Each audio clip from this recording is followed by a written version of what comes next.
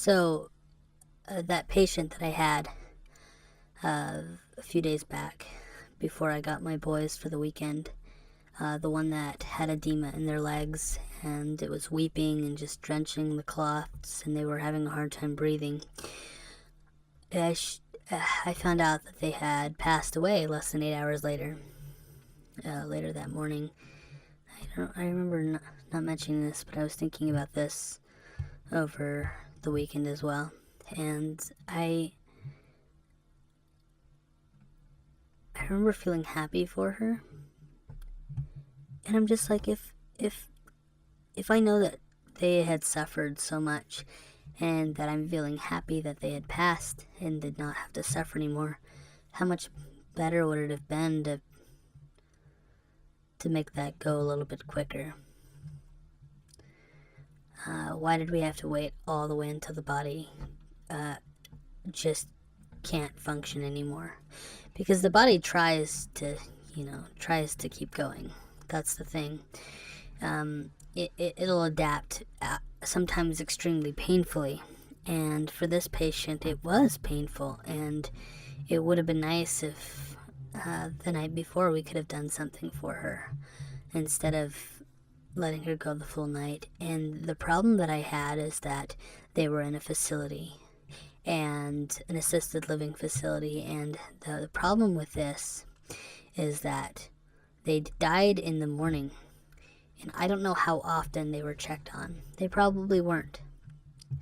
And it's scary to think that they might have been in excruciating pain. The very end. Just unable to breathe. I hope differently. But I wish that we had given them more control over that. I wish we had given them more control over how they leave this world. I just believe that in that case it was okay, that it's fine. Why do we have to let them suffer all the way till the very end until their body just can't do it anymore? And sometimes we go past that, Sometimes we use our machines to make their bodies work, even though their bodies can't anymore. They're really literally dead, and we're using machines to keep them alive. And I don't like that. If we're doing that, it means that we don't have the means medically to turn things around for them. If we gotten to that point, that we're not advanced enough as a civilization to make that go away. And we shouldn't stretch it out, because I'll tell you what, the quality of life is terrible at the very end.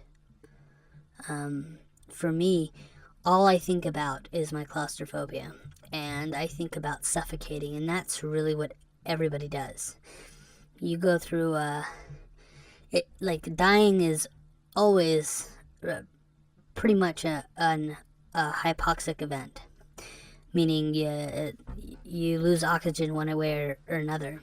Say you get a wound and your blood just leaks out of your body, right? Well, your brain needs the oxygen, and that's really the crux of it.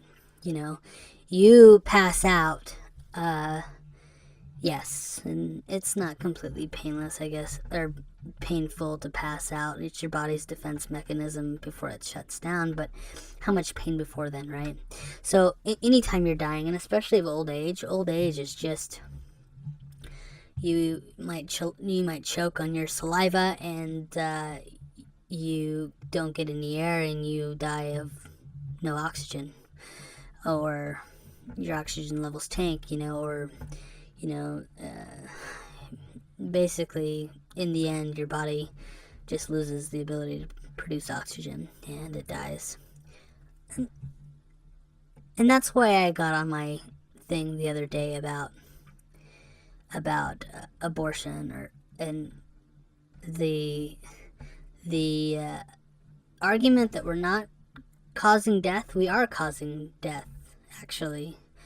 When our cells die, when we take away the oxygen from that our cells need, because they're fighting to keep going. Even in old age, you're still fighting to keep going, It's more you're functionally just can't. Your body's cells have developed or aged in a way that it becomes functionally impossible to live, and that's what happens in death. And but when we take on the ability to do that before somebody's even born, we're still causing death.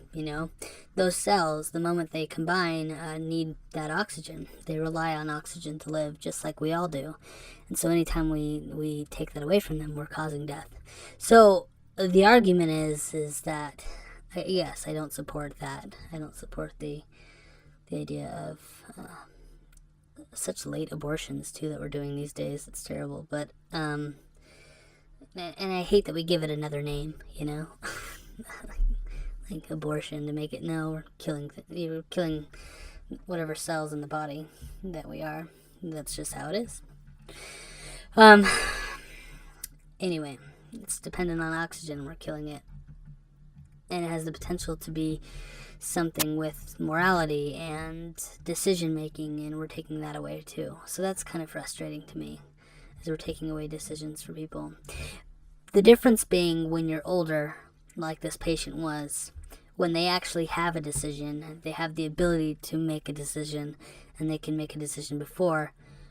Beyond just a DNR, I wish we had more options than just a DNR. A DNR is a do not resuscitate, meaning once the body has failed in whatever manner it needs to fail, and there's an option to try to resuscitate, you can check a box that says, please don't even try, just let me die.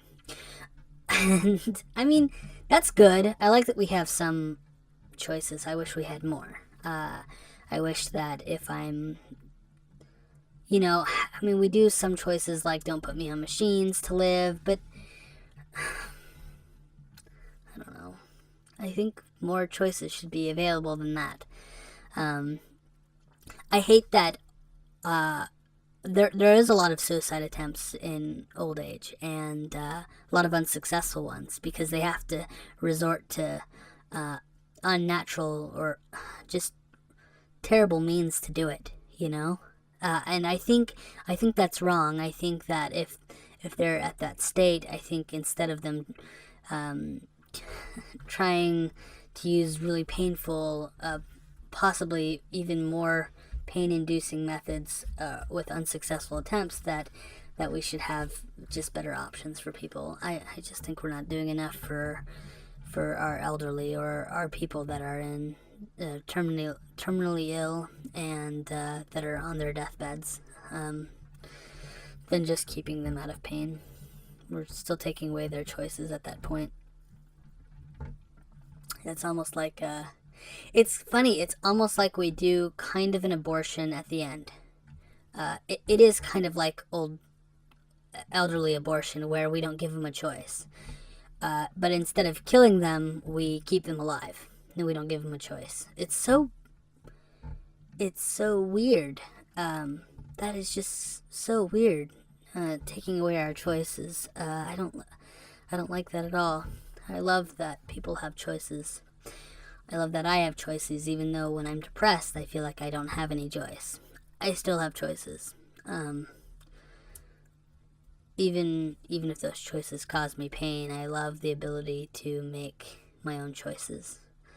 To not blame someone else or something else, I can explain why I'm a certain way, but it's nice that after explaining why I act a certain way, that I'm not blaming anybody else, but that I think ultimately it's freeing to take our ownership of our own choices, even when we have disabilities, mental disabilities, addictions, abusive relationships, abusive upbringings, abusive parents, abusive spouses, boyfriends, girlfriends, abusive friends, people that take advantage of you. I love that we can still own up to our own choices, whatever they are. And that's another thing that makes us human, is the ability to have that choice. Even if you're a slave to whatever it is, You can be a slave to anything these days. You still have a choice, even though it seemingly is taken away from you.